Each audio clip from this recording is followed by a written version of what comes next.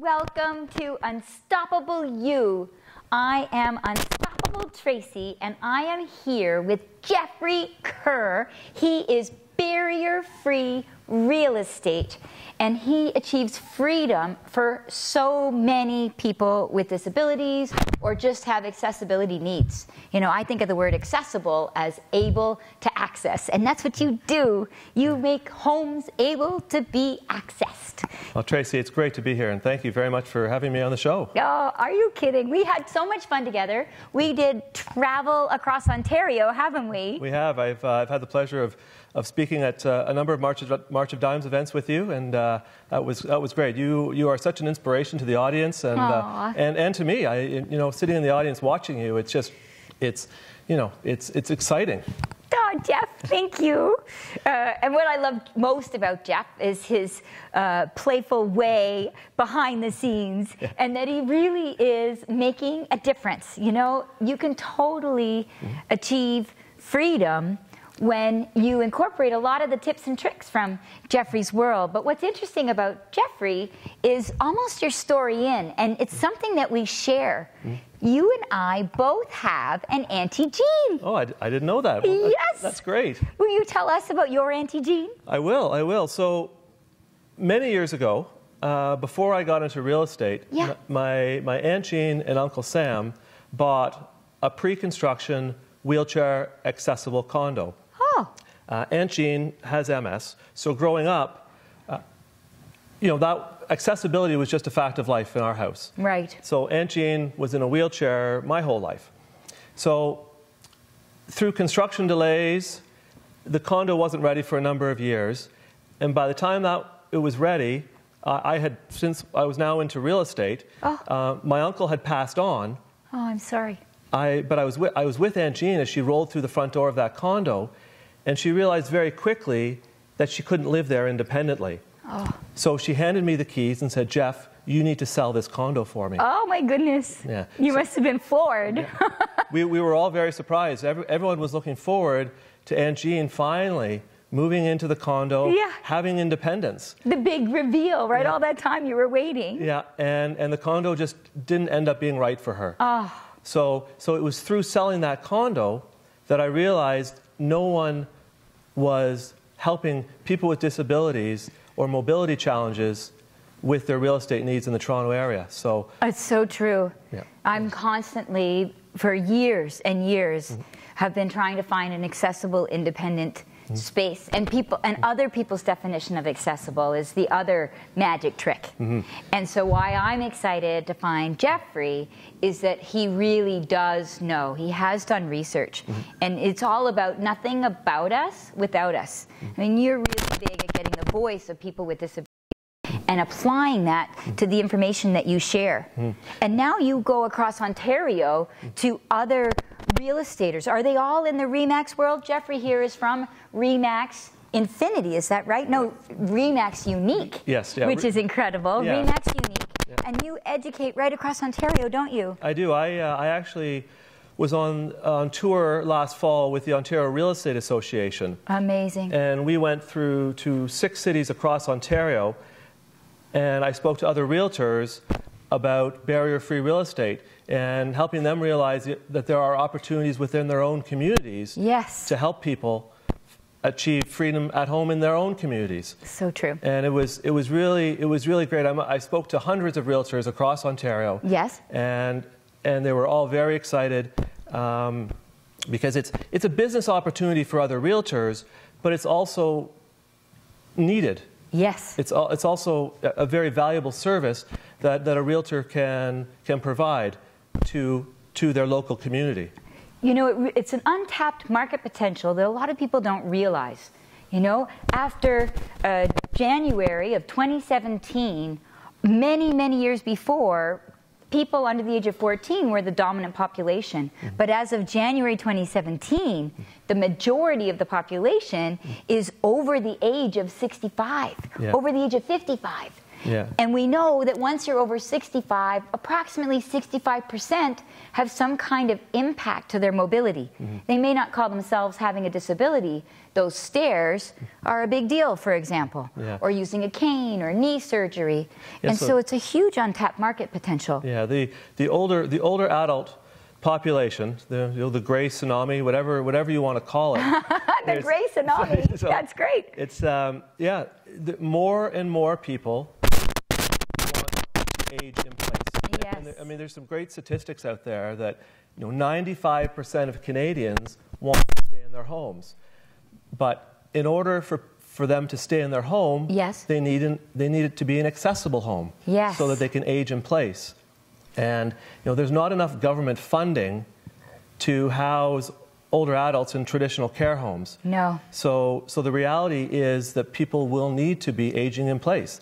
Meaning staying in their homes. Yes, exactly. Stay in their homes. And in order for someone to successfully stay in their home, they need an entrance solution and a bathroom solution. Yes. So an entrance solution so that you can get in and out of the house, and then a bathroom solution so that they can stay.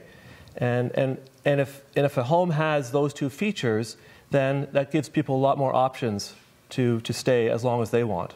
Wow. Yeah. And those are Canadian statistics, and you said 95, did you say? 95% of Canadians want to stay in their home for as long as possible.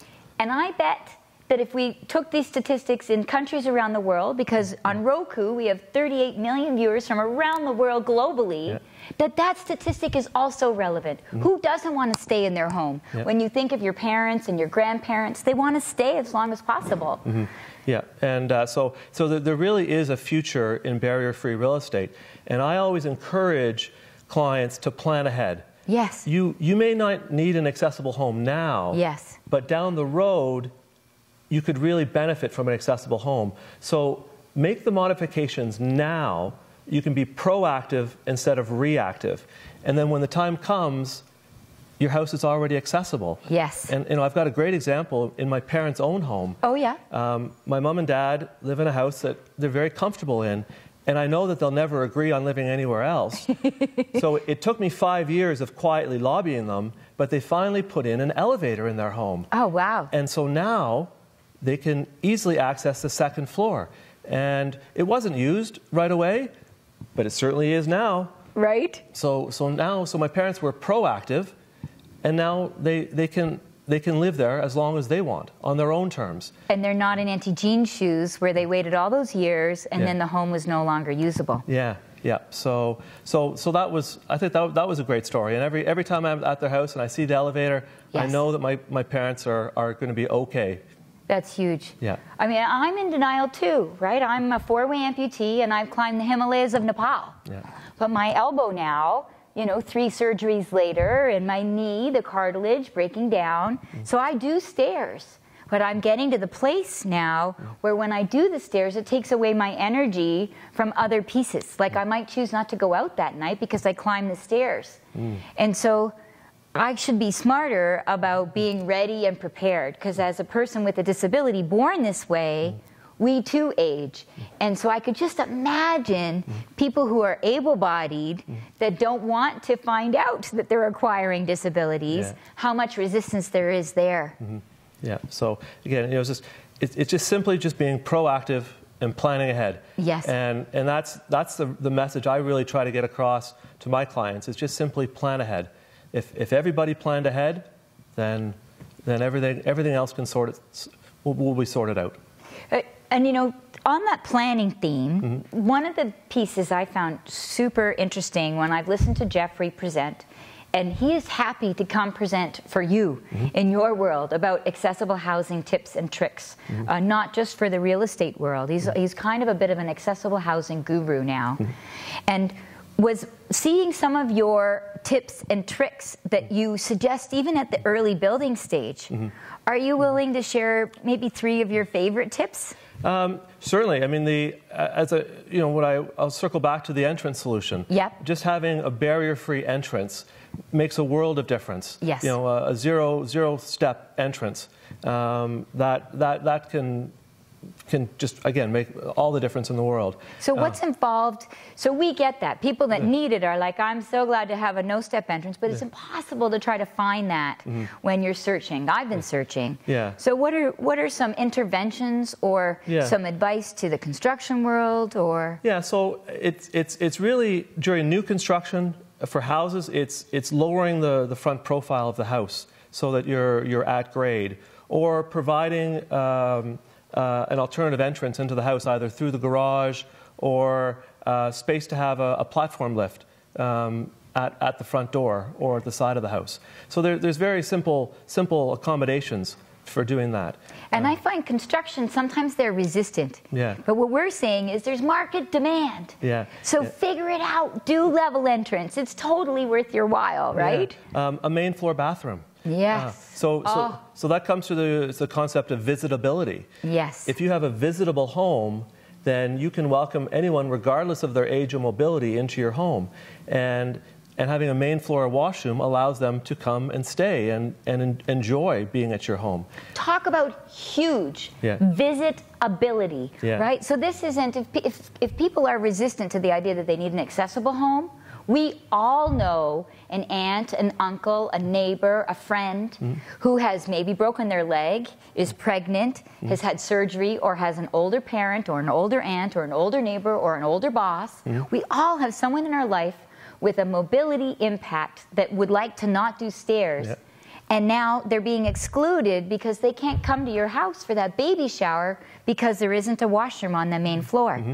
So visitability, even if you yourself don't have a need. Yeah, exactly, because you want to be able to welcome your guests and your friends into your home.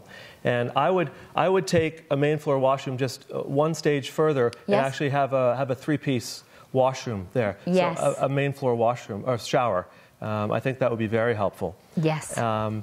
So you've got the entrance solution, the main floor bathroom, a really simple way to accommodate a future elevator or telecab is just to stack closets, so that you create a pathway between levels of your home that could just be used in the short term or the immediate term as closets, but down the road, if you want to modify your home with a telecab or elevator, you've already got a rough-in for an elevator shaft. Nice. And that makes future construction of that aspect much, much cheaper.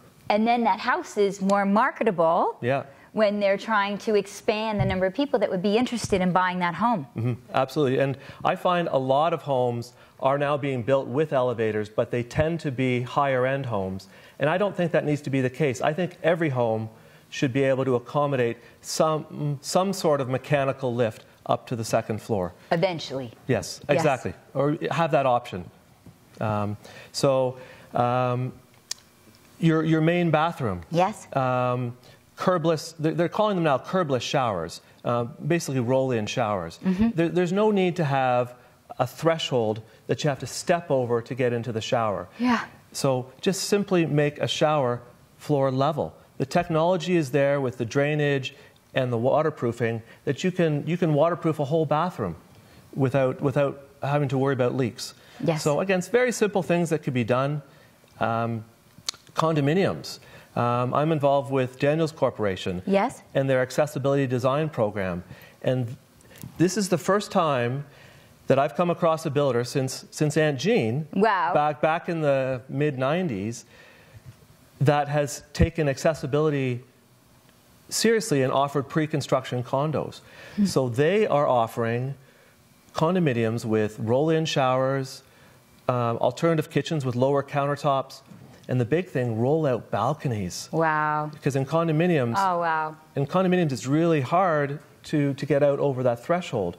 So Daniels Corporation is making level exits out to the balcony so people can roll out and get out for fresh air. Wow. I can't tell you how many events I've been to where everybody goes to the balcony and I don't get myself out there because it's so hard to get over that balcony doorway. That's huge. So the common areas in the buildings are accessible to begin with, but they're taking it that stage further and making the units themselves accessible with fully accessible bathrooms, kitchens, balconies. So it's a game changer in the condominium industry. Brilliant.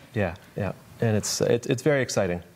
I think one of my favorite slides that you show is how to get a supportable rail in the washroom. And you've shown it with the tiles off the wall in this photograph. Can you tell our viewers a little bit about that? You're talking about the pole system? It's not a pole, but so much as a railing, and why the wall is reinforced enough to be able to weight bear. Okay, so when you're constructing a bathroom, it's really simple to put plywood in behind the walls so that you can place a grab bar anywhere that you want. So yeah, during the bathroom construction stage, just simply reinforce the walls with plywood in behind, so that depending where you need the grab bar, it can be affixed anywhere. And I think it's important to mention that accessibility for one person is different than the next person. Oh yeah. You can speak to that. Massively. Yeah. So I think it's important to have accommodation that is universal. Yes. So that it can accommodate many people and many different needs. Yes. And in the bathroom, yeah, it's very simple with what you mentioned about the grab bars and being able to locate them where they're needed. With the whole wall with plywood behind the tiles instead of just so you don't one specific space. Yeah, because otherwise you have to find where the wood studs or the metal studs are in behind the wall. Yes. And then drill into those. But if you have proper backing in the bathroom, then you've got the flexibility to put those grab bars anywhere. Yes. So Auntie Jean with MS, who has her arms and legs, is going to be very different than myself with my legs off and needing something to pull and ricochet against. Yeah. And so it was through all of these ideas and all of my experiences that I actually wrote a book. Oh. And so I wrote the book. I actually brought it with me. I'm so glad. And so it's Barrier-Free Real Estate, Achieving Freedom at Home. And Jeffrey Kerr. Yeah. And so I wrote this book as a resource for people that I'm working with, because a lot of them have been in accidents and they suddenly find themselves in need of an accessible home. Yes. And they don't know where to start. Yes. So what is an accessible home? What features are available? So I have lots of pictures of homes that I've worked with. Nice. And stories, and just sort of explain things like the entrance solution, the bathroom solution, some technology that's available for accessibility. Can you open to a picture page? Yeah, absolutely. We can't do the whole book, but we can show one of the nice picture pages. Yeah. So let me just find. This is a picture of a condominium bathroom that's barrier-free that I worked with. Amazing. And so again, I find pictures speak very, very clearly. 1,000 words. Yeah. Yes. And just as an example, this is the ramp at the back of Aunt Jean's house before the condominium. And this is a beautiful deck. Yeah. And can you come a bit higher? Awesome. Yeah. So these are sort of samples of some ideas that I have in the book. What I like about that deck, actually, folks, is that it's aesthetically pleasing. Mm-hmm. It doesn't look like a great big adapted modification, medical intervention. Yeah. It's just a beautiful deck. Yeah. That's all it is. Yeah, and accessible features don't have to stand out. They can they can blend in. Yes. And that's really what most people want. They want they just want it to just blend in with the area, with the community, and with their home. And that can be easily done. Yes. Yeah. And I've worked in the industry of doing accessibility audits for the Para-Pan Am Games. Yeah. And we had a modifier to my own washroom. Okay. And tried to talk about, I need to be involved in the early stage and in the drawing plan and then ask me questions and let me see it before you start building. Mm-hmm. And they went ahead and got started without me. Oh. Yeah. And there wasn't any space for my chair, because they saw me walking, and I was picturing all my friends that also used chairs. So I wanted a washroom that was accessible for me and my friends in wheelchairs. Yeah. And then they made this great big shower, and it was big enough for a whole wheelchair to fit in, and it had a big, huge lip on it. Why would you go over a big lip to get into this? And I didn't need a great big, and what I really wanted as an amputee was a bathtub.